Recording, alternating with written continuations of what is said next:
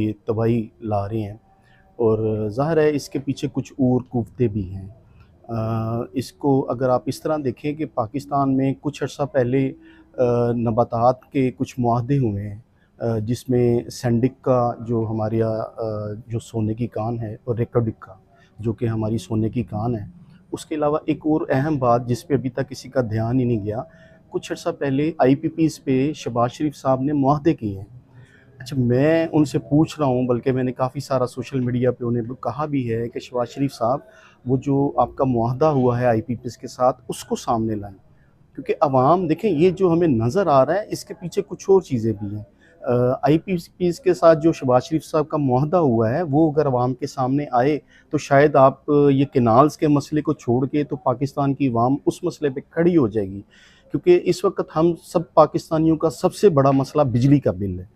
बिजली के बिल के अंदर 13 किस्म के टैक्सेस होते हैं, जो कि पाकिस्तानी अवाम को नहीं पता कि वो उनसे किस सूरत में लिए जा रहे हैं। टेलीविज़न का टैक्स होता है, जो कि हम सबके घर में केबल्स लगी हुई हैं, हम प्राइवेट चैनल्स को पे कर रहे हैं, तो उसमें भी हमें वो हमसे वहाँ पे केबल्स पे टैक्स ले रहे हैं। और हम देखें, जो पाकिस्तान में इस वक़्त एक आम मज़दूर मेहनत करता है, तो अपनी तनख्वाह का तकरीबन 30% हिस्सा तो वो सिर्फ़ गवर्नमेंट को टैक्सेस की सूरत में इन बिलों में दे देता है। उसके अलावा जो हमारी रोज़मर्रा की जो अशियाए इस्तेमाल की चीज़ें हैं, उस पे भी हम 18% सेल्स टैक्स दे रहे हैं। तो पाकिस्तान की अवाम इस वक़्त पिस रही है। पाकिस्तान की अवाम के मसले इस वक़्त बहुत बड़े हैं और पूरे पाकिस्तान की अवाम के ये मसाइल हैं। ठीक है, थैंक यू।